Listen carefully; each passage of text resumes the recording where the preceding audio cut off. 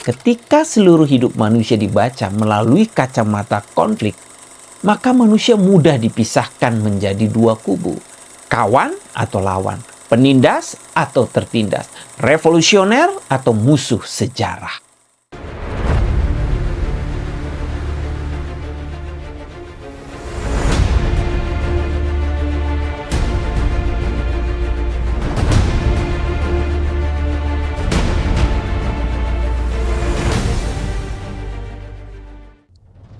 Salam sahabat, salam patriot. Sahabat patriot, pernahkah kita melihat dua orang menanam pohon?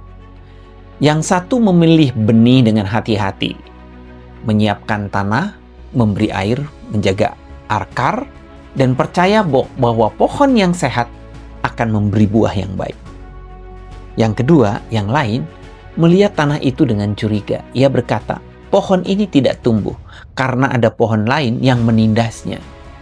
Maka jalan keluarnya bukan merawat akar, tetapi menebang pohon yang dianggap musuh.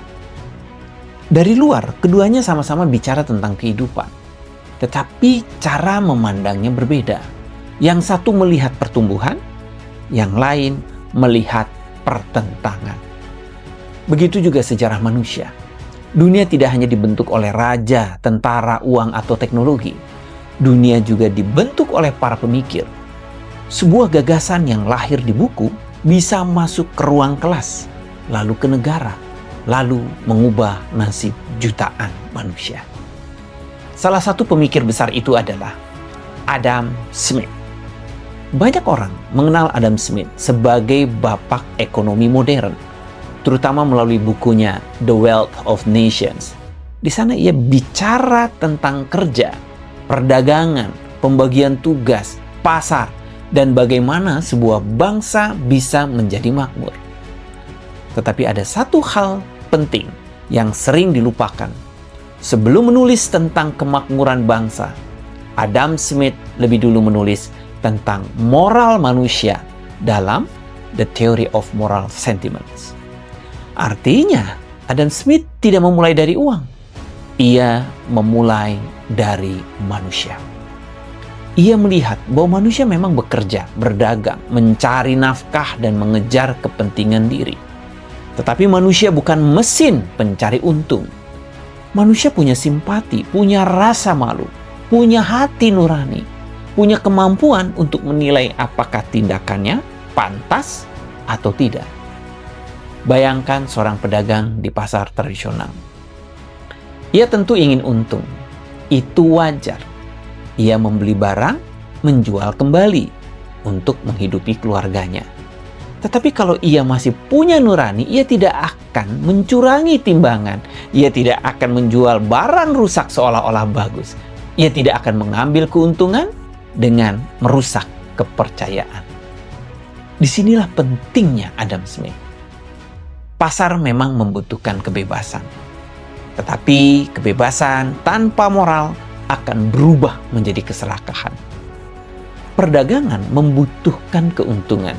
Tetapi keuntungan tanpa kejujuran akan berubah menjadi penipuan.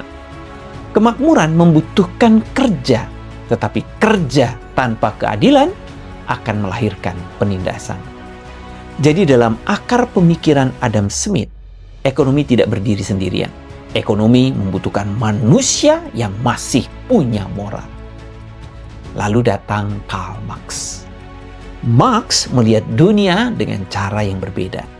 Ia tidak memulai dari simpati, hati nurani, atau tanggung jawab, atau moral. Ia memulai dari konflik. Bagi Marx, sejarah manusia adalah sejarah pertentangan kelas. Yang kaya melawan yang miskin, pemilik modal melawan buruh, penindas melawan yang tertindas. Sekilas, gagasan ini terdengar membela orang kecil. Siapa yang tidak ingin keadilan? Siapa yang tidak ingin kaum lemah dilindungi? Siapa yang tidak ingin penindasan dihentikan? Tetapi masalahnya, ketika seluruh hidup manusia dibaca melalui kacamata konflik, maka manusia mudah dipisahkan menjadi dua kubu, kawan atau lawan, penindas atau tertindas, revolusioner atau musuh sejarah. Disinilah perbedaan besar itu muncul. Adam Smith melihat manusia sebagai pribadi bermoral yang bekerja, bertukar, dan membangun kepercayaan. Karl Marx melihat manusia terutama sebagai bagian dari kelas yang sedang bertarung. Yang satu membutuhkan hati nurani, yang lain membangkitkan kecurigaan. Yang satu melihat masyarakat bertumbuh melalui kerja, kepercayaan, dan keteraturan moral. Yang lain melihat masyarakat harus diubah melalui konflik dan revolusi. Sahabat Patriot, ini bukan sekedar perdebatan ekonomi. Ini adalah dua cara memandang manusia. Kalau manusia dilihat sebagai makhluk bermoral, maka yang perlu dibangun adalah karakter, tanggung jawab, kejujuran, keluarga, iman, dan keadilan.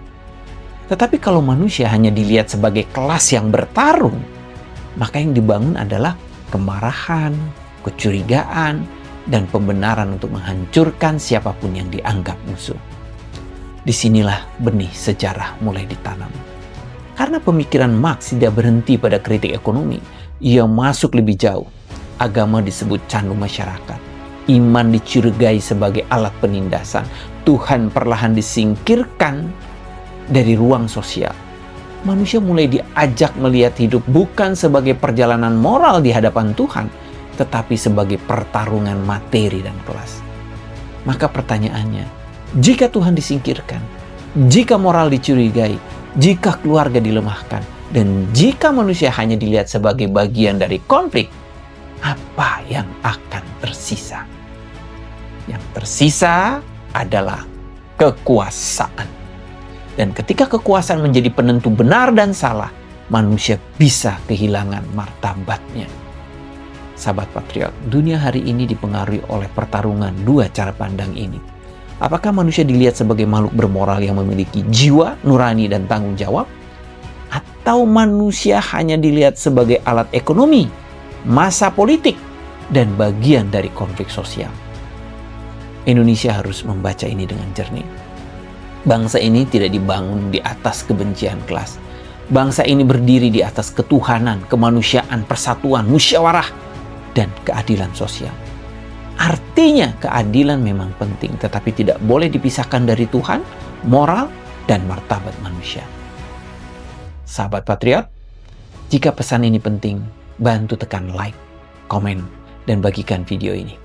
Agar semakin banyak orang Indonesia sadar bahwa sebelum sebuah bangsa berubah, cara berpikir manusianya lebih dulu dibentuk. Karena dunia memang dibentuk oleh para pemikir. Tetapi masa depan bangsa ditentukan oleh pemikiran mana yang kita izinkan tumbuh dalam hati generasi kita. Suara Patriot untuk Indonesia berdaulat.